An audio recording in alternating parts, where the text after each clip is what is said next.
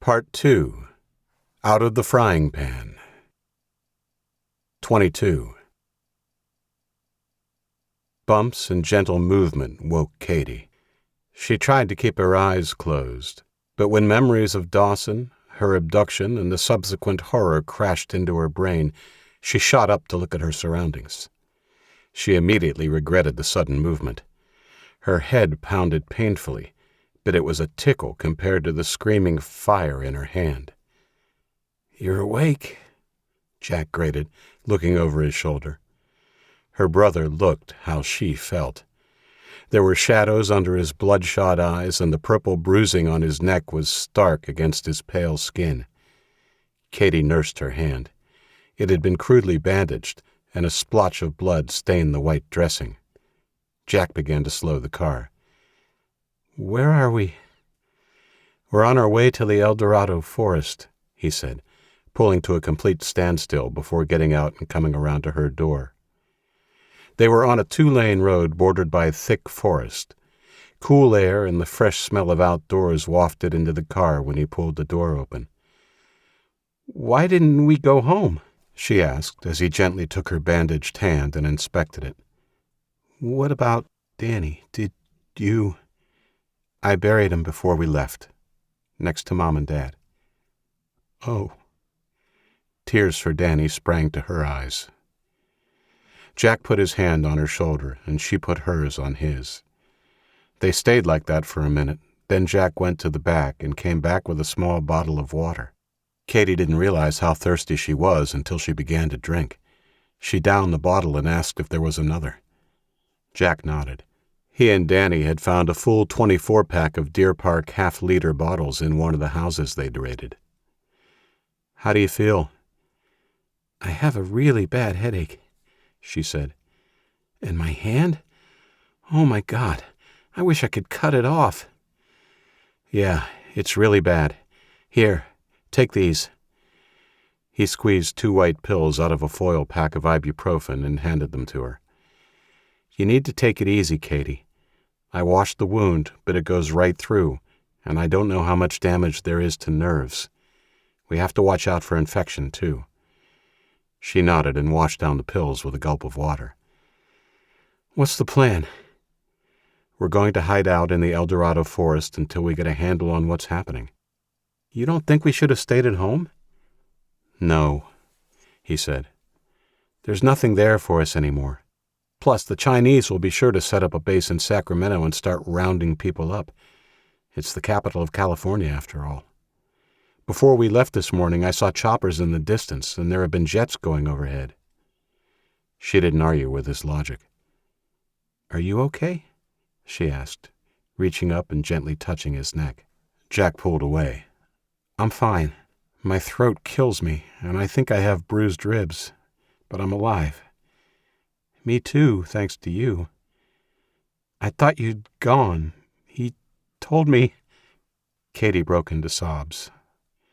"I'll never leave you," he said, allowing her to rest her forehead against him.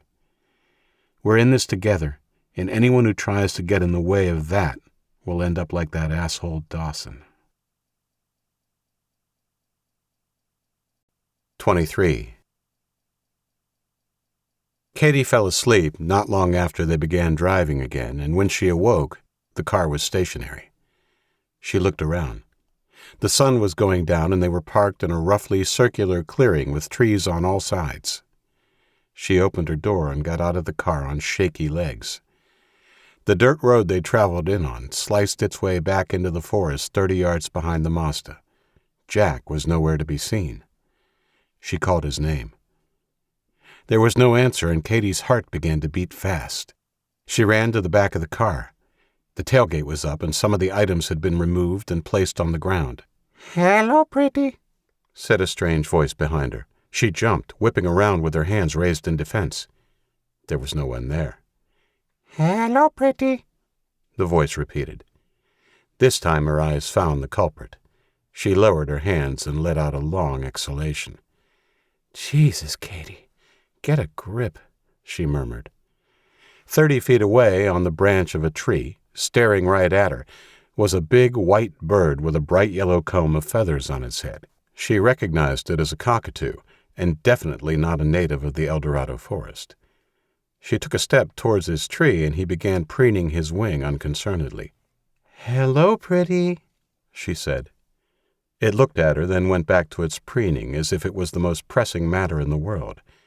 Katie smiled. "You're a rude little thing, aren't you? Who are you talking to?" Katie jumped again. She turned quickly to face her brother. He had emerged from the trees in front of the SUV and was carrying a tomahawk and some rope. "Don't sneak up on me, Jack." Then more softly, "I was talking to my new friend." "Hello, pretty," said the cockatoo right on cue. "What the hell?" Jack laughed. "Is that a parrot?" "I think it's a cockatoo, like from Australia or something." "G'day, mate," said Jack, dropping his gear on the ground and joining Katie. The cockatoo, apparently even more disinterested now, began to peck at the bark of the branch it was sitting on. Katie's smile disappeared, the brief diversion giving way to the trauma of the last few days. "What were you doing in the bushes?" she asked Jack. "I'll show you in a minute. First, we need to change your dressing. Come and sit down." He carefully unwrapped the bandaging on her hand and inspected it. It looked terrible, but he thought the overall swelling might have gone down a little. The wound on the back of her hand looked like a small volcano. The rim of the jagged circular sore was pink and puckered, but inside the opening her flesh glistened red. At least it had stopped bleeding. He turned her hand over. The wound on her palm was less ragged and more like a puncture. It had also not crusted over. Worryingly, it was weeping a translucent fluid and the skin around it was swollen. "Can you wiggle your fingers?" Katie pulled a pained face but managed to wiggle all of her fingers. "That's good." Jack tore open one of the alcohol swabs he'd found in his mother's first aid kit. Katie flinched and tried to pull her hand back when he dabbed the back of her hand. The wound immediately began to bleed again. He persisted, holding her hand firmly. "Sorry," he said. "We have to clean it. I'm worried about it getting infected." "It hurts so bad," said Katie, tears running down her cheeks. "It'll get better, I promise. A few more days, it should be starting to heal. I can't tell for sure, but I think it went between the bones, and you can wiggle your fingers, so that means it probably didn't damage any nerves." He wrapped a fresh bandage around her hand and then stood up. "We'll clean it again tomorrow," he said, then smiled. "Come on, I'll show you what I was doing in the bushes." He put the first aid kit away and then led her through the trees about 30 yards before coming to another small clearing. In the center was a 2-man tent and a small circular patch of ground that had been cleared and on which now stood a pyre of branches and sticks. 2 camp chairs sat on either side of it. "You made a camp? Geez, how long was I out?" "We got here 3 hours ago." "Wow, okay. What now then?" "Well, we sit tight, I guess. Wait for help." Something in his tone was off. "You don't think help is coming, do you?" "Maybe," he shrugged. "We don't know how bad things are, but I'm hopeful." Katie didn't push it, but nothing in the way he spoke gave her any reason to think he was genuinely convinced or even hopeful that help would come. "Come on, then," she said, trying to sound upbeat. "Let's start bringing our stuff in." "No, you sit and rest. I'll do it." "No," she said emphatically. "I slept while you were doing all this. I'll be fine." She lasted exactly 2 trips to the car and back before she sat down, exhausted, her hand throbbing again. Jack gave her 2 more ibuprofen and a bottle of water before moving the rest of their gear. His last 2 trips were in the dark. After he was done, Jack lit the fire and cooked a pan of beans as Katie, now dressed comfortably in jeans and a sweater, sat quietly staring into the flames. They spoke less than a handful of words as they ate, Jack explaining they could only light the fire when it was dark. "We don't want anyone to know we're here, not the Chinese or anyone else. Tomorrow I'll hide the car." "Okay." "So, if help doesn't come," Katie said in the dark, "what are our long-term plans? We can't just camp out forever." Jack stared into the flames. He'd been thinking about that very subject. "I don't know," he said honestly. "I guess we play it by ear." 24. Katie awoke with a fever the next morning and didn't want to get out of her sleeping bag. Jack gave her the last 2 ibuprofen and a sip of water, but despite his pleading, she refused to let him change the dressing on her hand and rolled over to get more sleep. Even though he was worried, Jack didn't argue because he thought rest was perhaps the best thing for her. 2 hours later, she woke up feeling a little better, and this time let Jack tend to her wound. He unwrapped the bandages. The wound looked worse and smelled a little. There was a yellowish substance oozing from the sore on the back of her hand, and when he flipped it over, he saw a telltale line of pink traveling from the heel of her hand and halfway up the pale underside of her forearm. This was worst-case scenario. She had an infection and most likely blood poisoning. Katie saw the look on his face and asked what was wrong. "This is bad. Like really bad. I need to go and get you antibiotics and more ibuprofen." "Can't you just clean it?" she asked. "No, it's too far gone." "Well, you're not leaving me here. I'll come with you." "No, it's too dangerous, Katie. Don't worry, I'll be quick. The last town was only 30 minutes back. I'll raid a pharmacy, get what we need, and come straight back." They argued about her coming while he cleaned and bandaged her hand again, but she eventually gave in, too exhausted to fight. Katie swayed as she stood up, and Jack put his hand out to steady her. When he felt her forehead, she was hot again. He gave her some more water and led her into the tent to lay down. "You stay here and sleep. I'll be back by the time you wake up." "Can't you take me with you?" she said. "I'll lay in the back. I won't be any trouble." "No, Katie, we've been through this. You'll be safer here." She capitulated, and he turned to go. "Back soon." "Wait." Jack turned back, ready for another argument, but was surprised when Katie draped her arms around his shoulders and rested her head against his. "I love you, Jack. Come back safe." Jack hugged her back. "I will. Now lay down and sleep." After she was lying down, he draped the sleeping bag over her and went to the door. He looked back and saw that she had closed her eyes. He zipped up the tent and got moving. Leaving her behind was a decision he would regret for the rest of his life. 25. Katie dozed fitfully for a short time before waking up shivering. Well, it seemed like a short time. In truth, she had no way of knowing how long she'd been asleep or how long it had been since Jack had left. She pulled the sleeping bag up to her throat, but before long she was too hot. She threw off the sleeping bag, then unzipped and shrugged off her jeans, allowing the cool air to dry the fever sweat on her body. Within minutes she was shivering again. "God, I can't take this." She crawled out of the tent and stumbled across to the fire, which Jack had restacked with fresh wood that morning. She pulled out the old newspaper he'd pinned under a rock and tore strips off it with trembling fingers, screwing them into balls and stuffing them haphazardly under the smaller twigs at the bottom of the pyre. She retrieved the matches from the pocket of the chair where she had seen Jack deposit them and lit the newspaper. It took more easily than she expected, and soon the twigs and leaves were ablaze, their flames licking the bigger sticks. Within 3 or so minutes the fire was blazing. Katie huddled on one of the camp chairs as close to the fire as she dared.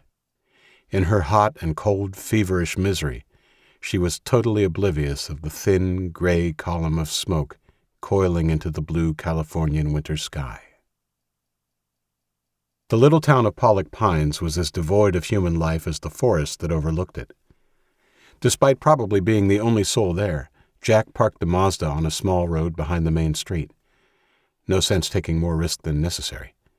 It had taken him just on 30 minutes to get there, and he was thankful that the winter, so far anyway, was milder than any he remembered. He found a drugstore in the small shopping center and broke in the back door. Amoxicillin was the only antibiotic he knew the name of, and he rifled through the shelves behind the counter until he found it, filling a small bag with all 20 packets. He knew he wouldn't need that many, but having some in reserve wouldn't hurt. Next, he swept a shelf full of generic ibuprofen into the bag. He grabbed some more items on the way out, including bandages and a bottle of vitamin C tablets. He headed back to the car via a different road and stopped as he was passing a sporting goods store. The barred windows were intact, and a closed sign hung on the door. Despite this, the door stood ajar a few inches, and he could see that the lock had been broken. The only weapon Jack carried now was his hunting knife. He had lost Danny's gun back in the escape from Dawson's and knew at some point in the future he would need a gun. He'd only been in the town 10 minutes, so figured he had time to take a quick look to see what he could find. A few minutes wouldn't hurt. He pulled his knife out, stepped quietly up to the door, and peered in. It looked empty, and he couldn't hear anyone or anything moving around. He cautiously pushed the door inward an inch. From his vantage, he could see it wasn't a huge establishment, and that the main part of the store was empty. Behind the counter, he could see another door. It was closed. He decided to go in. He pushed the door open slowly, anticipating the possibility of creaky hinges. He was totally unprepared for the loud chime of a bell above his head as the door triggered the old-fashioned shopkeeper's bell. Jack crouched, his heart beating painfully in his chest, and quickly closed the door, holding up his knife in case someone emerged from the door behind the counter. He split his attention between that door and the window back onto the street. He waited a full 2 minutes until he was satisfied he hadn't alerted anyone inside or out to his presence, then stood and crossed the room. He lifted the heavy timber flap on the counter and went through. The door wasn't locked, and he pulled it open to find a small storeroom lined with shelves of goods. At the back was a sink and another door that had John painted on it in big white letters. "Don't mind if I do." Jack made quick use of the facilities before heading back out into the store. The guns were on the wall behind the counter. It wasn't a huge range, pretty much all hunting rifles, with a few different makes of shotgun. Disappointingly, there were no pistols. Jack selected a sleek black rifle called a Seiko Finlight 308. It was light and sturdy, the only one that had a scope already attached. He put it on the counter and grabbed 3 boxes of 308 cartridges for it. There were 20 rounds in each. He didn't bother with a shotgun, but thought he might pay another visit once Katie was better. He put the ammunition in the plastic pharmacy bag with the rest of his haul. The bag was heavy now, and the plastic of the handle began to give when he picked it up. He swore under his breath and placed it back on the counter. He didn't want to waste any more time looking for another bag, so tucked the rifle under one arm and braced the bottom of the bag with his forearm, holding the handle with the other. It was awkward, but it would do. He went back to the front door of the store and was about to pull it open when he heard the unmistakable sound of an engine approaching. Jack pulled back into the shadows and snuck a look through the window as the truck, or whatever it was, drew closer. It was coming quick, its occupants apparently in a hurry. A second later, a low and squat camouflaged vehicle sped by the store. He didn't get a long look at it, but long enough to know it looked like a Humvee but wasn't, and that the 4 men sitting in it were soldiers, but not American. Chinese characters printed in white on its side confirmed it. This was the first time he'd seen the invaders in person, and it left a bad taste in his mouth, not to mention a knot of worry in his stomach. He knew he would need to take extra care on the way back to camp. It didn't bear thinking what would happen to Katie if he was killed or captured. He waited a full 2 minutes, and when there was no sign of any other vehicles, he made his exit, pulling the door closed with his elbow before running back to the Mazda. The sun was high in the sky as he drove out of Pollock Pines along the Lincoln Highway. This was the same way the enemy vehicle had headed, and he scanned the road ahead and behind as he drove. He noticed the smoke in the distance when he was about 10 minutes from their camp, but preoccupied with watching for pursuit or threats ahead, it wasn't until he was much closer that he realized it was originating near their camp. Too near. Oh, fuck.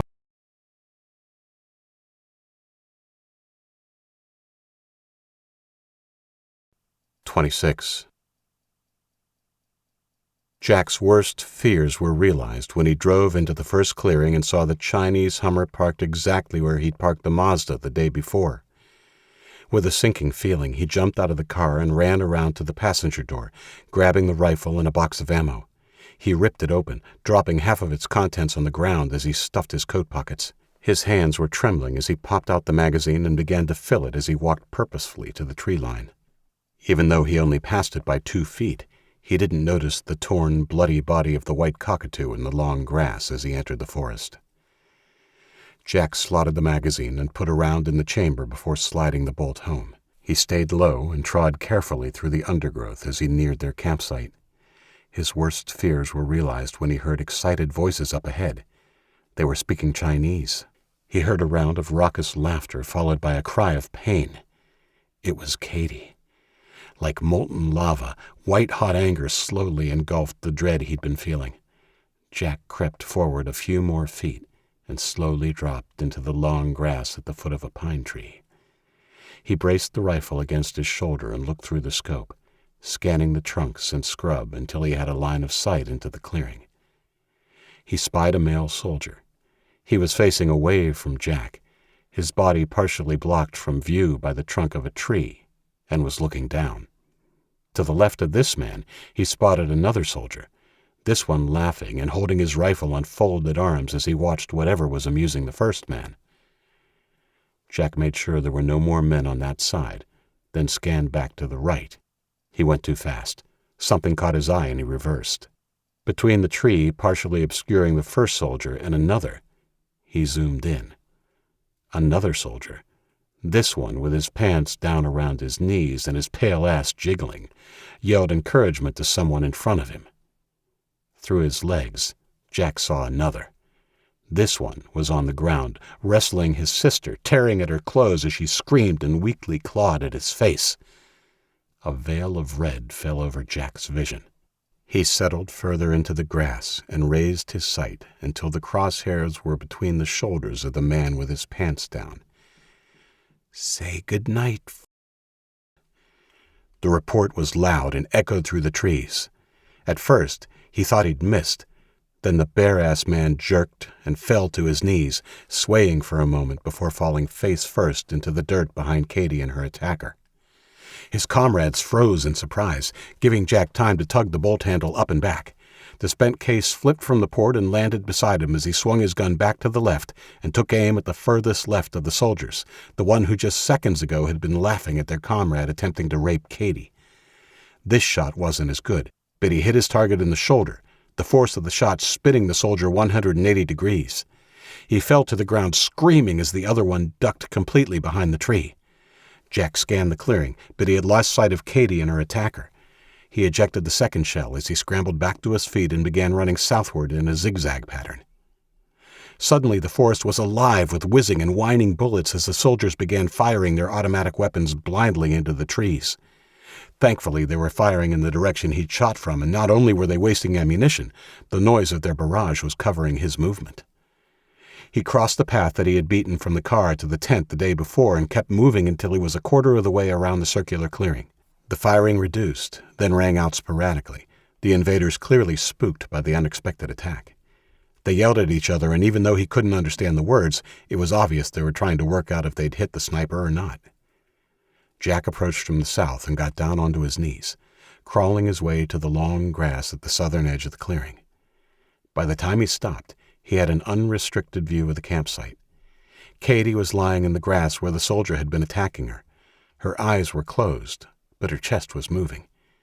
He couldn't see any obvious wounds. Beyond Katie, her attacker was hiding behind the body of his dead buddy, using him as a shield from where Jack's shots had originated. The other soldier was still behind his tree, firing the occasional short burst of gunfire. The soldier Jack had hit in the shoulder was on the other side of the clearing, his eyes closed and moaning in agony. His gun lay a few feet away. Jack judged that the guy behind the tree was the biggest danger, and he decided to take him first. Knowing he would need to rush the clearing after the kill shot, Jack rose to his feet and carefully took aim. He held his breath and put pressure on the trigger as he waited for the man to fire into the forest again. That was when the wounded soldier on the other side of the clearing screamed a warning in Mandarin. 27. Preempted, Jack fired and hit his target in the back of the head. The man was propelled face first into the tree and then slid to the grass, lifeless. Jack sprinted into the clearing, pulling the bolt and trying to slam it home again as he ran. The rapist on the ground rolled over and fired, but his automatic weapon clicked harmlessly. He'd spent his ammo firing at a ghost. With a despairing yell, he scrambled across to Katie and put a knife to her throat. Jack skidded to a halt and aimed his rifle at the guy's face. "Drop it," he yelled. "No, you drop it, asshole, or I kill your girlfriend. One move and she dead." Jack felt his guts turn to water. How could he get out of this without getting his sister killed? He looked at her. Her closed eyelids were a dark shade of purple, and a sheen of perspiration coated her brow. No matter how this turned out, he was thankful she was unconscious. Sensing the tide had turned, the Chinese soldier ordered him to drop his gun again. Jack lowered the rifle. "Please, I just want to help my sister. She's sick. Well, she's dead if you don't drop that gun. 1, 2, wait, okay. Jack lowered the gun all the way to the ground and left it there before rising with his hands up. "Please, if you just let me take her, I'll go. You don't have to do anything." Even as the words tumbled from his mouth, Jack knew how hollow they sounded. He had no power here, and they both knew it. The soldier laughed. "Sure, you don't have to worry. I'll look after her, right after I kill you."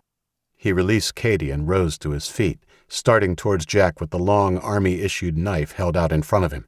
Jack tensed for a fight, and was as shocked as the soldier when Katie reared up and stabbed the man in the thigh with the long fork Jack had been using to stoke the fire the night before. The soldier shrieked and reflexively drove the knife into Katie's neck. "No!" Jack roared. The soldier grimaced and pulled the knife free in a spray of blood, then turned. Jack hit him before he could bring the knife up, and they tumbled to the ground. The enraged teenager began pounding the soldier with his fists, ignoring the flailing knife blade that bit into his shoulder and then his cheek before it slipped from the hands of his enemy. Jack punched wildly and didn't stop until long after the soldier had ceased moving, his face a bloody pulp. Jack climbed unsteadily to his feet, his raw, bloody hands by his side, and looked around. The soldier he had hit in the shoulder with his second shot was inching towards his weapon. He looked over his shoulder at Jack and yelled something panicked in his own language as he made a desperate lunge. Jack was on him in a flash, the knife the other man had used to kill Katie in his hand. Without ceremony, he grabbed the man's hair, ripped his head back, and drew the knife across his throat. A deep red curtain of blood signaled the end of the man's life. 28. Jack dropped the last shovelful of dirt on Katie's grave and patted it down with the flat of the wide blade. When he was satisfied, he stepped back and looked at the 3 mounds. Grass shoots had already begun to sprout in the earth of his parents' graves, and he knew by the end of the next summer all 3 would be hidden by long grass. He briefly wondered if he'd also be lying in a grave by then. Jack knew he had taken a risk by bringing Katie home, but he couldn't bear the thought of burying her alone in the woods. After he'd cried himself out, he had wrapped his sister's body in her sleeping bag and carried her to the parking area. He placed her gently in the back seat of the Chinese Hummer before locking it and heading back to camp. Once he'd bandaged his wounds, he collected the enemy's weapons and took them back to the Hummer, putting them in the cargo bay along with some more supplies from the camp. Jack then stripped the biggest of the dead men of his blue camouflage-patterned uniform and replaced his own clothes, keeping only his tan-colored hiking boots. The dead man's black boots were too small. His last task had been to drag the dead soldiers into the blackened circle of the extinguished fire and pile them unceremoniously into a bloody heap, covering them with branches, leaves, and other kindling. Accelerated by a half-gallon of gasoline, the pyre of flesh and wood dwarfed the previous fire and sent an oily, black tower of smoke into the sky. Jack ripped the radio out of the enemy vehicle before heading out. He'd been traveling for 30 minutes before he passed several speeding Chinese patrols heading the way he'd come from. No doubt they were investigating the smoke or the missing unit, but none turned to investigate the single Chinese-marked vehicle headed west. Just outside Sacramento, an armored personnel carrier and 2 of the Chinese Hummers were parked on the side of the road just outside Rosemont. The soldiers were apparently enjoying a cigarette and poring over a map. He'd been ready to steer the vehicle into them if they raised their weapons, but all he got was a bored wave. He realized that even though it had been an afterthought, putting on the helmet and sunglasses he had found on the front seat had probably saved his bacon. Standing in his backyard after burying the final member of his family, a prayer didn't seem appropriate, but he said one anyway. It was for them, not to make himself feel better. The memory of blackened and burning skin of Katie's murderers in the fire was the only salve his soul needed right now. He headed back inside a half hour after burying his old life. There was an emptiness inside him. No grief, no tears. The events of the past week had stripped away everything. Katie's death had been a tipping point. Behind the emptiness, though, was a simmering rage. It was in the background, like the flickering flame of a furnace after it has been ignited, but before the operator has opened the gas full throttle. It was fueled by anger at the invaders, but also at himself. It was his fault, after all. After promising he'd never leave her alone again, he had. If only he'd taken her with him, none of this would have happened. He wasn't sure why she'd started the fire, but guessed she'd been delirious or confused with fever or something. The fact was, she shouldn't have been there alone. What was there to live for now? As he sat in the rapidly darkening kitchen of his empty home, Jack Monahan decided he wouldn't live. But he wouldn't just lie down and slit his wrists like a coward. He would open the gas of that rage furnace and take as many of the bastards with him as he could. But first, sleep. 29. When Jack woke up in the living room, it was still dark, and he had no way of telling the actual time, but estimated it was around 5 a.m. Sleeping longer was not an option. He was wide awake. He went out to the Chinese Hummer, which he remembered now was called a Mongshi. National Geographic Channel had come in handy for something. He parked it in the garage and put a tarpaulin over it. From the supplies he had grabbed from the camp, he pulled out a box of cornflakes and some long-life milk and headed back inside to prepare his last meal in the home he had grown up in. Perhaps his last meal ever. He started on the first bowl and found he was ravenous. He ate another 2 full bowls before he was finally satisfied. Before he'd finished the third bowl, he decided he would drive to the city center to see if it had been occupied and make his last stand, fulfilling his promise to take as many as he could with him. It was still dark when he left 20 minutes later. Jack didn't look back at his home, even though he knew he'd never return. He did look at the blackened ruin of Dawson's house, though. Its look now matched the soul of its former owner. The route into the city would take him past his old high school. He thought nothing of that until he was perhaps a half-mile away. The school was lit up like a Christmas tree. Curious as to why there would be power at his school, Jack slowed the truck and pulled up down a side street. He grabbed one of the assault rifles he'd commandeered, along with a spare clip of ammo. He'd tested the weapon before he'd torched the pyre back at the campsite and had worked out how to use it on full auto. He was grateful that he'd been given a more than rudimentary knowledge of firearms, courtesy of the gun club. It was a light weapon, but had some kick to it, and he'd struggled to keep it on target at first. 2 emptied clips later, though, and he thought he had a handle on it. Jack put the strap over his shoulder and slipped the hunting knife into his belt. Despite the first tendrils of dawn only just touching the sky in the east, the helmet and sunglasses went on. He headed out to Maple Street. He stuck to the shadows in the front yards of the homes lining the road opposite the school. He stopped at one of the houses directly opposite, positioning himself on a porch behind an overgrown oleander bush. From there he had a complete view of the school. New chain-link fencing topped with barbed wire had been placed around the large parking lot, and portable floodlights set up along the perimeter. They illuminated the grounds as bright as day. Big canvas buildings had been constructed in this fenced square. Barracks? Jack spotted 2 soldiers patrolling the perimeter with a couple more closer to the 4 long khaki-green buildings. Jack wondered if they housed more soldiers, but decided the enclosure seemed designed to keep something in rather than out. A splash of light fell over him, and he ducked back down into the shadows as a packed yellow school bus drove by his hiding spot before turning into the entrance of the school. Taking advantage of the remaining darkness, Jack sprinted across 2 more yards until he had a better view. By the time he settled, the bus parked next to another in the staff parking lot by the main building, and the passengers were being unloaded by more armed soldiers that had emerged from the school's reception building. The passengers were kids. Mostly teenagers, but he saw some that certainly couldn't have been older than 10. The soldiers were anything but gentle, and Jack bristled when he saw one boy of about 14 clubbed with the stock of a rifle after he said something to one of the soldiers. The low flame of his anger blossomed into white-hot anger when a girl who went to help the kid was pushed to the ground and kicked in the stomach several times before being dragged away. Screams of shock and distress rang through the early morning quiet, but were quickly suppressed by threats from the soldiers. Jack knew right away he had found the location of his last stand.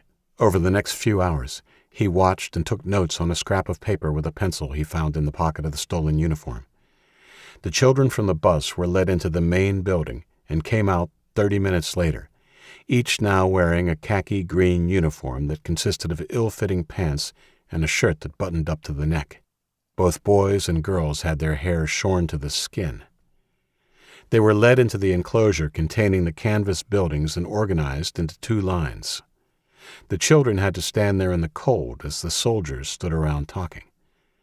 At what Jack estimated was about 7:30 a.m., soldiers escorted 2 green-clad kids from the office building down the path and into the enclosure, a boy and a girl, each pushing a trolley with a large tub on top. A whistle sounded, and suddenly more kids came rushing out of the canvas structures to line up with the newcomers. Each carried a silver bowl in one hand and a spoon in the other. The girl with the trolley picked up bowls and spoons from a box on the end of her trolley and started handing them out to the newcomers. "Do not lose your bowl or spoon, or you will not eat. Understand?" yelled the soldier who appeared to be overseeing the operation.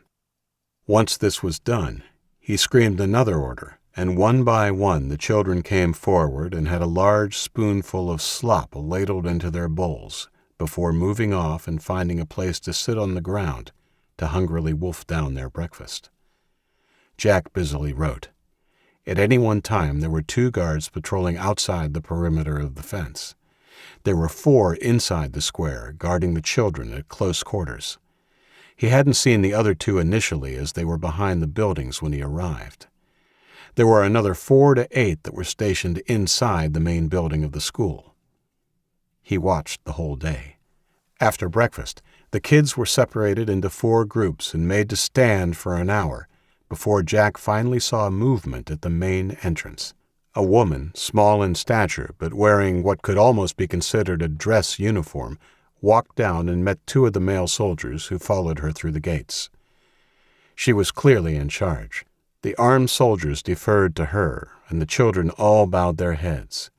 Jack wondered if it was out of fear or respect. He soon had his answer. The woman shouted a few words, and the children started running on the spot. She yelled again, and suddenly the children were on the cold asphalt doing push-ups. This went on for a while, each call triggering a different exercise until finally, after another grueling set of push-ups, a skinny boy of about 10 with bright red hair was unable to get back to his feet. He was from the original group. Jack's jaw tightened as he saw the woman walk down the road to where the kid lay on his stomach. The children around him drew back from their comrade. Jack suddenly wished he'd brought his scoped rifle. As it was, he was helpless to do anything but watch as the short-haired woman stopped over the poor kid.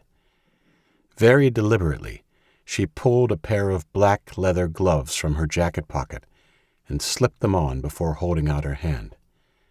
A soldier rushed over and handed her something. Jack saw it was a short riding crop or something similar. She slapped it on her gloved palm. "Get up!" the Chinese woman yelled in unaccented English.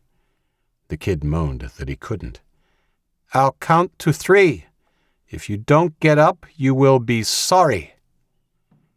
Jack willed him to do it, and the kid tried, but his wobbly arms collapsed before he made it to his knees. "Pick him up," said the woman, clearly putting on a show for the new arrivals. 2 soldiers ran in and picked up the poor kid and pulled him roughly to his feet to face the woman. His head lolled on his neck as he tried to focus on her. "Turn him around and lift up his shirt." Jack made himself watch the beating.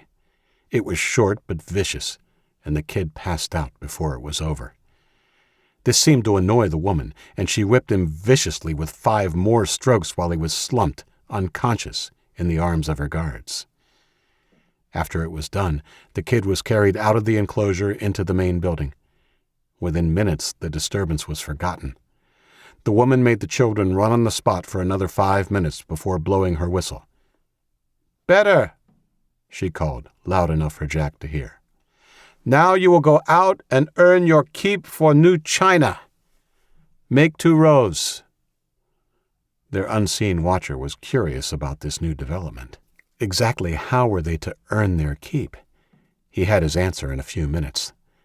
The children were loaded onto 2 buses, carrying shovels and picks doled out to them by guards. Then, with 3 guards and a driver in each bus, headed out of the school and turned right, headed into the Sacramento CBD. Jack waited a few minutes. The female commandant watched the buses go, then, seemingly satisfied, headed back inside with 2 soldiers. Jack got the feeling this was a new operation and also suspected it would grow, especially given that even with the new busload of kids, they only had enough prisoners to fill 1 of the 4 barracks. Careful not to be seen by the 2 perimeter guards, he snuck down the side of the house he'd been watching from and made his way over the back fence and then, yard by yard, until he reached the truck. He judged it was worth the risk to try and follow the buses to find out exactly what they were up to with these kids. 30. Jack passed a vehicle identical to his not long after he set out, but that was the only contact he had with the enemy as he followed N Street into the downtown district. He'd always thought the naming of Sacramento's streets after letters of the alphabet was dumb, and had wondered aloud in class once how unimaginative the city planners must have been. It was one of the few times his English teacher, Mr. Brock, had agreed with him. Dumb street names aside, it appeared the invaders did indeed have a presence in Sacramento, but at this stage, it wasn't large enough for him to consider it occupied territory. He felt more relaxed, but was wondering how far the buses were going, and what he would do if he lost them, when he rounded a bend only to find one of them parked smack bang in the middle of his lane. His heart rate spiked as the eyes of the armed guards fell on him. They didn't react, though. The vehicle and the uniform were familiar to them, and the helmet and sunglasses hid his Caucasian features. He forced himself to remain calm and slowed down as he moved to the other lane. He looked around in what he hoped wasn't too obvious a manner. Some of the children were in a park opposite a tall apartment building, digging with the tools they had been provided with, and both they and the guards watching over them wore surgical masks as they worked.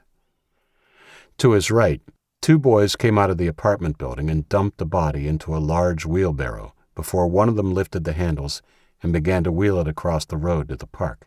Jack passed and looked to his rearview mirror. Another kid with an empty barrow came from the park side and crossed in the same spot. Jack's mouth shrunk into a grim line, and he drove for 2 blocks before turning right and circling back the way he had come on a parallel street.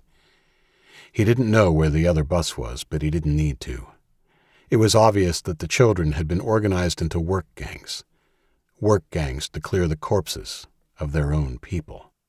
He felt sick and angry. He headed back via a less used route and parked in the street behind the row of houses that faced the school. He ate some peanuts and crackers and washed them down with a warm can of Coke before climbing into the back seat of the vehicle. It was only midday or so, but he hadn't slept well the night before and thought a few hours of shut-eye might help him clear his head and formulate a plan. He awoke hours later as the sun was sinking low in the afternoon sky. He hadn't meant to sleep that long, but knew he wouldn't have unless he needed it. He ate again, this time a can of cold, gelatinous chicken soup. It was horrible, but there was no way he could risk a fire to heat it up. He worked at the problem of the encampment as he ate. He obviously couldn't just assault them head-on. He might manage to kill one or two before he was shot, but that wouldn't help the kids that were imprisoned. No, he had two options. Try and infiltrate at night with a handful of weapons he could pass on to the kids to help him in the fight, or wait until the buses went out the next day, leaving a handful of guards in the office building. He could attack them, and if he survived, then try and surprise the guards on the buses when they came back. He knew there wasn't a chance he would come out of either scenario alive. But then that was part of the plan, wasn't it? Jack grabbed his Seiko Finlight when he was finished eating and made his way furtively to the front porch he had surveilled from that morning. He had barely settled in when the two buses returned. He unclipped his scope and used it to observe the children being herded from the buses. They looked exhausted as they were led back into the enclosure and made to line up. Movement caught Jack's eye, and he looked back towards the front of the office building. Like clockwork, the same two kids who had dished up the slops this morning wheeled out their trolleys, escorted by two soldiers. The cold chicken soup he'd eaten from the can sat heavily in his stomach as he watched the kids attack the steaming bowls with vigor, wolfing down what appeared to be some sort of rice stew. "At least you're eating better than me tonight." There was no time to sit and digest their meals afterwards, though. Before the last kid had finished their meal, they were ordered to their feet and herded back into the barracks. Within a few minutes, the only children left in the compound were the two who had done the serving. They busied themselves collecting the bowls and mugs and scooping leftovers back into the tubs under the watchful eyes of the guards. Jack waited until they were done, and the compound was empty, except for the 4 regular guards. He really felt for the kids in the camp. Their life consisted of sleep, nightmarish work, and some exercise in the morning. No amount of hot soup compensated for that. He decided conclusively that he would make his move after the buses left. It was his best chance to make a difference. He replaced the scope and went back to the car under the cover of darkness. After eating a chocolate bar, he crawled into his sleeping bag on the back seat of the Chinese Hummer and set about formulating a step-by-step plan for the next day. Surprisingly, given his long nap in the afternoon, he fell asleep soon after. The routine the next morning was identical, except for the fact that no new buses arrived. The kids in the barracks were roused before dawn and brought out into the compound where they had their breakfast. This time they only stood for 30 minutes after breakfast before the commandant came out and led them in exercises. There was no cruel singling out of a child this time. Through his scope, Jack tried to find the kid with the red hair who had been beaten yesterday. He was nowhere to be seen. The children finished their routine with 5 minutes of on-the-spot running before the woman gave them the same crappy pep talk. Jack's adrenaline began to flow as the kids were loaded onto the buses. Not long now. The same as yesterday, within 10 minutes of the buses leaving, only the 2 perimeter guards remained. Their victory was so complete, the Chinese army didn't seem concerned about attack at all. All the manpower in this encampment seemed to be focused on keeping the children in, rather than defending from attack. He had timed the perimeter guards the day before. In roughly 6 minutes, they would be out of each other's sight for around 12 minutes, as one circled behind the school to the road parallel to this one. Jack headed down the side of the house and through the backyards the same way he had yesterday. He got into the truck and drove it south along back roads and then crossed over the main road, well clear of the school, before turning left onto the residential street that bordered the rear of the school. He parked the Mongshi in a small cross street and got out carrying only his black-bladed knife and a fully loaded automatic over his shoulder. He ran as fast as he could towards the school, and in the distance, he saw the first guard disappear around the far corner of the school and knew he had at least 5 minutes to get in place and await the arrival of the second soldier. He slotted in behind a thick bush that backed onto the fence at the rear of the school.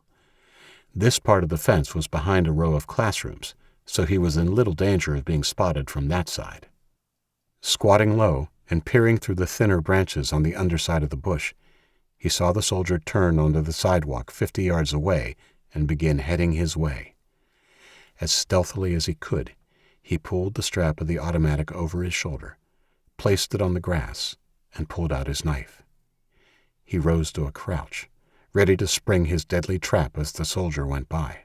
It was then he heard the subdued singing. It could only be the soldier. His face turned a shade paler. The voice was beautiful, melodic, and female. 31. A girl. How had he missed that? More importantly, with her only a few feet away, how was he going to deal with it? Frantically, he formulated a new plan, then counted down as her footsteps approached. Maybe the song came to a natural end, or she sensed something amiss. Either way, as she passed the bush, she stopped singing. Jack made his move. He burst out of the bushes and grabbed the slightly built soldier, clamping his hand over her mouth and putting the knife against her throat. "Don't move, or I'll cut your throat." She froze, limp against his body, and for a second or two he thought he was in control. The sharp elbow to his ribs disabused him of that idea, and the soldier immediately tried to twist out of his grip and bring her weapon up. He struggled to keep a grip on her. Even though she was small, she was wiry and strong. "Stop struggling," he said, and pressed the knife harder to her throat. He received another elbow to the ribs, and then she bit his hand. He grunted, just managing to keep his hand over her mouth before shifting his knife arm and locking it around her throat. He squeezed and dragged her to the ground. Her struggles continued. It was like trying to hold an armful of snakes, and when his hand slipped from her mouth, she yelled something in her native tongue before he managed to clamp it back in place. That's when he felt the sharp sting in his side. Then another. Her arm jerked, and he realized what was happening. She was stabbing him. Jack rolled over onto her, using his greater weight to crush her knife hand under her body. He pulled the arm locked around her throat backwards. She got her hand free again and tried to get the knife free. "Please, just stop!" Jack jerked his arm to try and cut off her air, but the angle of her neck was awkward, and a horrible muffled crack silenced her abruptly. "Oh, shit, no!" Jack rolled off the petite woman and climbed to his knees, panting, and patted her cheek. "Sorry," he moaned. "I didn't mean to. Shit, why did you have to fight so hard? I had a knife at your throat." A sightless stare into the sky was the only answer Jack got. Still kneeling, he shook his head, then closed her eyes with the heel of his hand before standing up. He had only a few minutes to make his move. He dragged her body behind the bush before pausing to check his wounds. She hadn't been able to get a good swing at him, and the cuts were only shallow. They were bleeding, but the material of the uniform was soaking it up. There was no blood anywhere on the ground that he could see. Jack took one final look at the girl he'd killed and shook his head before turning and sprinting along the road towards the rear entrance of the school. It was completely out of sight of the main building, and the only danger of being spotted was from the other soldier patrolling the perimeter. He figured he had at least another 8 minutes before that guard turned onto this road, though. At the rear entrance, Jack weighed up whether to climb or try and squeeze between the chain-link gates that were secured by a chain and padlock. The gates were slightly bent out of shape, and it looked like a vehicle had backed into them. He tested by pushing them inward and found the gap was around 9 inches. He decided to squeeze through. Climbing would only aggravate the cuts inflicted by the dead soldier. He slipped his knife and the automatic through the gap, then commenced his contortionist act. It took him a good 4 minutes and a few more nicks and cuts before he got through. At one point, he even thought he was stuck and would be at the mercy of the soldier, who was sure to be turning onto the road any minute. He made it through with a final supreme effort, and then checked he hadn't left any blood behind on the pavement. He spotted 2 small streaks, which he quickly covered with a handful of dirt before sprinting for the school gymnasium. 32. Jack paused behind the gym, then furtively made his way past the rear of the A and B classroom blocks. Apart from the administration building and the compound that had been constructed on the parking lot, The invaders did not seem to be interested in the rest of the school, and he came across no evidence of them until he was in view of the big red brick admin building. Peering from the shadows, he spotted a bored-looking guard posted at the front entrance. That was okay. He didn't intend knocking politely on the front door. By his estimation, there would be only 2 or 3 more soldiers and the camp commandant inside the building. If he could get in quietly, he was hopeful he could take them by surprise and get at least one before they killed him. The soldier guarding the front was facing the compound, so there was no risk of him being seen as he ran quickly across the space separating Block A from the administration block. The windows on the rear side of the building were head-high, so he crouched and ran along the wall until he found what he was looking for, a small window at ground level. He knew it belonged to the small storeroom where the Shooters Club stored their Browning BT-99s and other equipment. Jack squatted at the window and looked through the grimy glass. It was dark inside, but he could make out enough to see that it hadn't been disturbed by the new owners. As luck would have it, the basement was at the bottom of a flight of steps. At the top of the steps was a solid door that led into a storage room at the end of the long main corridor. The other end of the corridor opened into the main reception. He didn't know exactly where the enemy had based themselves, but he figured it would be near the large staff room and offices in the center of the building on the other side of the reception. He judged he could afford to make some noise by breaking the glass of the small window. He wrapped his hand with the sleeve of the uniform and smashed the glass with the heel of his hand. The sound of the glass falling inside was muted, as he expected, and he immediately began clearing the jagged shards away from the frame with the handle of his knife. When he was satisfied that he wouldn't cut his skin to ribbons climbing through, he threw the automatic weapon down into the room and got down on his hands and knees. He backed up, feet first to the window, and put his feet through before lowering himself. It was a bit of a drop, but he managed to land without breaking his ankle or any other disastrous complication. Jack took stock of his progress. He knew he was on a suicide mission. Counting the perimeter guard, the one stationed out front, and the minimum of 3 inside, there were at least 5 highly trained soldiers he would have to go through. Only the element of surprise and a lot of luck would see him survive the next 10 minutes. He knew he had the element of surprise, but whether he could count on luck, only time would tell. Jack Monahan, former student, picked up the Chinese assault rifle and switched it to full auto before heading for the door. 33. Jack climbed the steps as silently as possible. There was no light from the crack underneath it, which meant its door was also closed. He opened the adjoining door and went through. The only light in the shelf-lined room came from under the door that opened onto the corridor. That light probably meant the door at the other end of the corridor was also open. If it was, anyone looking into the corridor from the reception area would see him when he pulled this door open. He raised the gun, holding it one-handed like a pistol, and slowly pulled the door open. The door into the reception was open, but only a crack of a few inches. With his heart beating fast, he emerged from the storeroom and padded the length of the corridor, praying that none of the rooms on either side were occupied. He paused in the shadow behind the open door and listened. He heard nothing but the hum of low but distant conversation. He got down on his hands and knees, the shallow wounds inflicted by the female soldiers stinging in protest, and peered underneath the door into the reception area. There was a cool breeze on his face, but he could see no booted feet in the vicinity. Jack stood up and put his hand on the door handle before easing it open. Luck was on his side. The door was as silent as death as he opened it enough to see around. The reception was empty. The front doors were open, which explained the cold breeze he'd felt on his face. He didn't spend too much time pondering why they had left the doors open, only that he had a full view of the back of the soldier on the front steps. The soldier was bobbing his head up and down, and it took a moment for Jack to realize that he had headphones in his ears. Resigned to dying in a bloody firefight, Jack understood immediately that he would never have a better opportunity to pick off one of them quickly and silently. He pulled out his hunting knife and opened the door wide enough to go through. The hinges made a faint creak, but not enough for the soldier to hear over whatever he was playing in his ears. Opposite Jack's door were 2 more, both closed. The one on the right was the door to the principal's office, the one on the left a staff room. There was a good chance that the commandant and the other soldiers were in one or both rooms. All the more reason to be nice and quiet.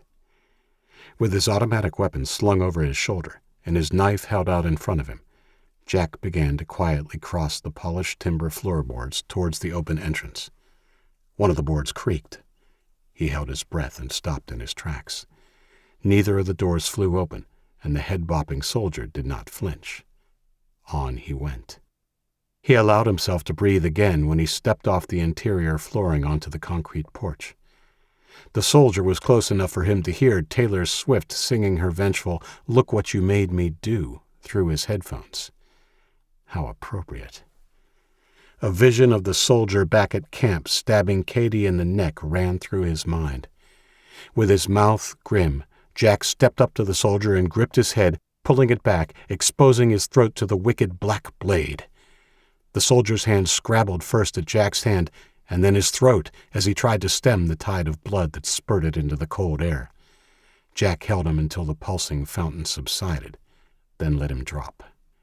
The body slipped down 2 steps before coming to a rest, the soldier's pale, surprised face reflected in a scarlet mirror of his own blood. The memory of his sister's death still stoking his furnace of anger, and now imbued with bloodlust, Jack wiped his bloody blade on the soldier's uniform before pulling the strap of his automatic weapon over his shoulder and heading back inside. He stopped at the first door, the staff room. Jack kicked the door just under the handle with his boot. He was already squeezing the trigger as it flew open. The 3 men inside had no chance. They were sitting around a table in the warmth of the closed room, one with his back to the door and the other 2 to the side. They'd been playing cards, and a haze of tobacco smoke hung over them like a poison cloud. He mowed them down, one after the other, stepping into the room to ensure he got them at close range before they had a chance to reach for their weapons. When the job was done, he stopped shooting and replaced the ammo clip while he inspected the bloody, ragged bodies. He had only just slammed it home and turned to head back out when a sudden cracking sound from the wall to the principal's office sent him diving to the floor. With the acrid smell of cordite and spilled blood mingling to assault his nose, he quickly realized that whoever was in the principal's office was shooting blindly through the wall. As if to emphasize the point, a bullet punched through the wall and whizzed by his ear. Jack crawled for the doorway, and when he reached the threshold, he stood up beside the doorframe and ducked his head around the corner. The door to the principal's office was still closed. He took a second to think about his next move. If he burst through the office door, the shooter would turn him into Swiss cheese. He had to play it smart. Deciding a course of action, he flipped the fire mode selector switch from full auto to 3-shot burst and turned to face the common wall. He fired twice, sending 2 volleys into the wall. The return fire was heavy. Dusts flew as splinters of timber and plaster flew in all directions. Jack darted out into the reception and stopped, poised outside the door to the principal's office. When the gunman stopped firing, Jack burst through the door, hoping against hope that he caught the shooter mid-reload. 34. The sight that greeted him was unexpected, to say the least. The shooter was a naked soldier wearing only boots, and behind him crouched the naked camp commandant. The terrified soldier swung around, still mid-reload, as the woman screamed angrily in Mandarin.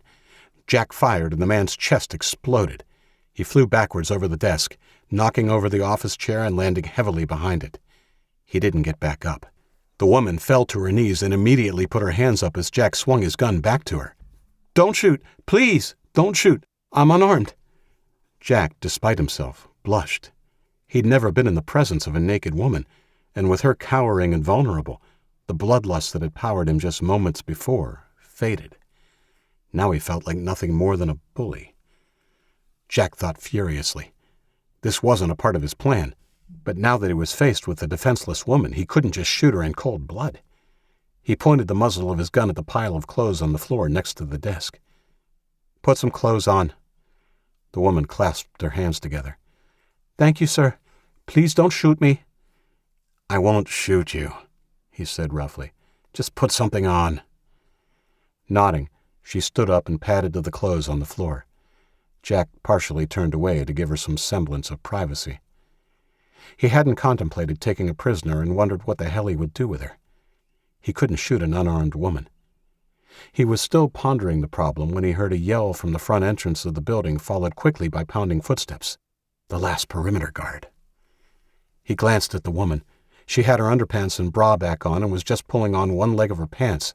In a split second, Jack judged it safe to turn and face the intruder. He swung back around to the door just as the soldier skidded into the doorway. The enemy soldier jerked like a puppet on the strings of a crazed marionette as the bullets thudded into him. The soldier fired too, his bullets splintering the doorframe and thudding harmlessly into the ceiling before he fell to the floor, unmoving. Jack felt a cold ring of steel pushed against the back of his neck before he had a chance to turn away. "Drop your weapon, you little asshole." Jack's hands were trembling, not with fear, but with the adrenaline in his system. It felt like his body had been on high alert for hours, and the pent-up fight-or-flight response suddenly manifested itself in a strange way. He giggled. Somehow the idea of this woman, who barely came up to his shoulder, calling him little, seemed like the funniest thing in the world. The woman nudged the gun harder against the vertebrae in his neck. "I said drop it!" Her steely voice had a confused tone to it. Jack laughed harder and almost fell as he bent over and placed his weapon on the floor. The mirth really got a hold of him now, and he couldn't stop. He put his hands over his belly as peals of uncontrollable laughter racked his body. "What are you laughing at?" screamed the woman. Jack took a long breath as she pulled the weapon away and grabbed his shoulder, swinging him around to face her with surprising strength. Looking down at her angry face set Jack off again, and he pointed at her, guffawing. The woman, her pants now on but still shirtless, turned beet red and pointed her pistol at his face. Jack held up one hand, the other still holding his aching belly. She yelled at him again, so worked up that she slipped into her own language. I'm sorry," Jack got out. It's just that you called me little." His laughter slowly subsided as the reality of his situation sank in. This wasn't supposed to be how it worked out. He was supposed to be dead or victorious, no in between. Still pointing the pistol at him, she sneered in disgust. Her whole office had been wiped out by a chuckling moron. "Put your hands on your head and turn around," she said in a cold voice. "Now, outside. We'll see how you like being naked and on your knees. Your dead body will be a nice reminder about behaving to the prisoners." Jack knew he should end it now. She had the upper hand. All he had to do was turn around and try to grab her gun. He'd fail, and she'd end it the way he knew it would end all along, with a bullet to the head. If there was some chance, though, some small chance, she poked the gun into the small of his back. "Move!" Jack allowed himself to be herded out of the office. He stepped over the body of the recently deceased perimeter guard and headed for the door. "Easy, big boy." Jack slowed, careful not to get too far ahead. He needed her nice and close. His heartbeat sped up as he approached the large entrance. He couldn't let her take him outside. He slowed his pace and was rewarded with a sharp rap of the gun barrel to his neck. Good. As they passed the threshold of the door opening, he would make his move. 3 paces, 2 paces, 1 pace. Jack took a deep breath and stopped in the large doorframe. When the inevitable poke from the gun came, he pushed backwards off his feet as hard as he could, flinging the back of his head like a wrecking ball at his unseen captor. The crack of the gunshot ruptured his left eardrum. That wasn't the worst of it. 35. Jennifer and Robert Cousins, who happened to really be cousins by birth, listened to the firefight from their cell. The room had been an office in its past life and had been converted into a sparse cell with 2 cots, a bucket for a toilet, and bars on the only window. The door to the room was one of those that Jack had passed in the corridor barely 5 minutes before. It had been their home for 2 weeks, and the only times they'd been allowed outside its 4 walls was to prepare meals and deliver them to the kids in the barracks. It was tough, But whenever Jen was feeling blue, Robert told her again that they had it better than the kids in the road gangs. They had looked at each other with concern when the first shots rang out. Robert had peered through the grimy window but could see nothing from the rear-facing glass. It didn't matter.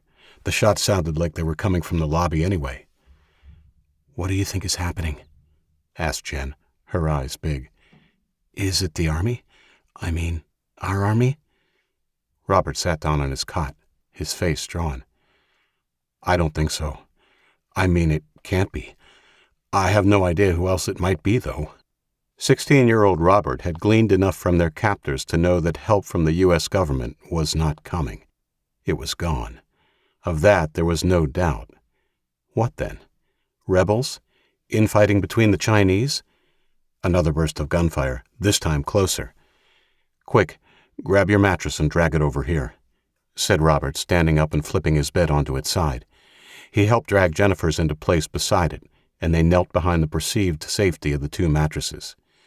"Keep your head down. If we hear anyone at the door, duck down as low as you can."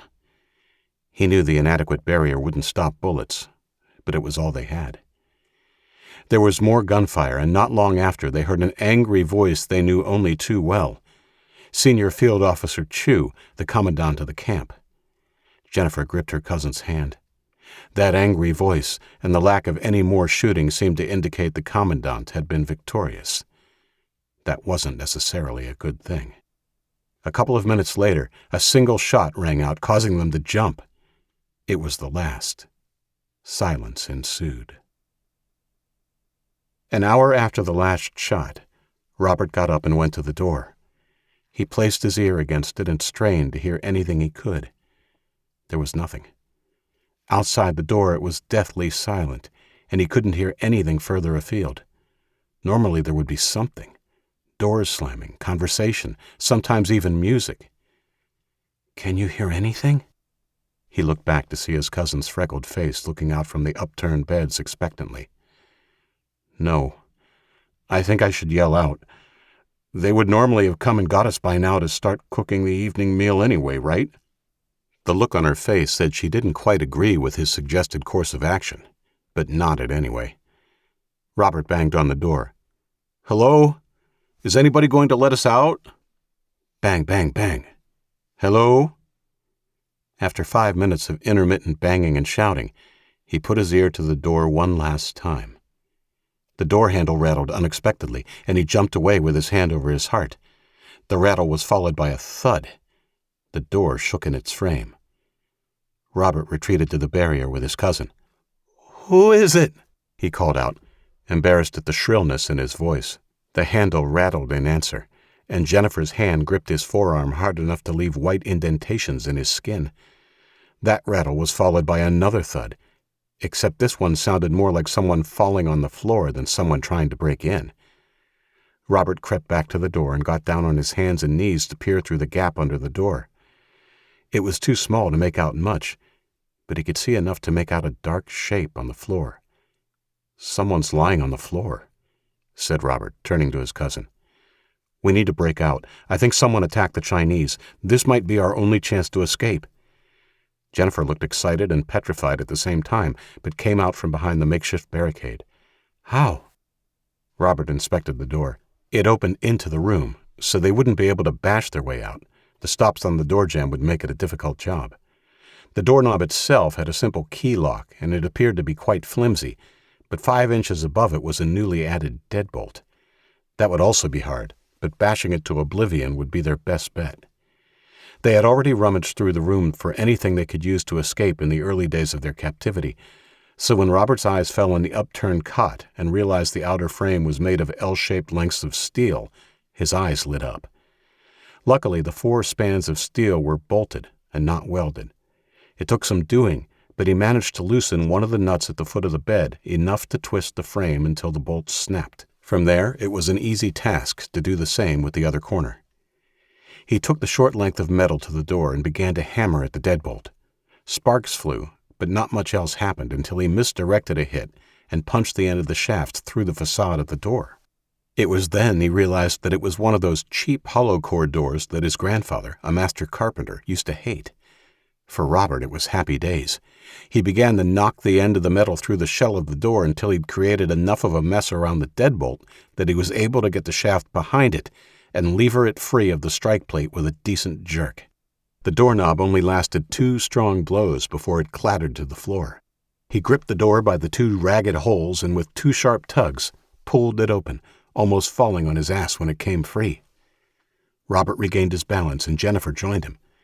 On the floor in front of them was a teenager wearing a blood-soaked Chinese army uniform with a bleeding wound on his neck and blood dribbling from his ear. On the floor near his outstretched fingers was a pistol.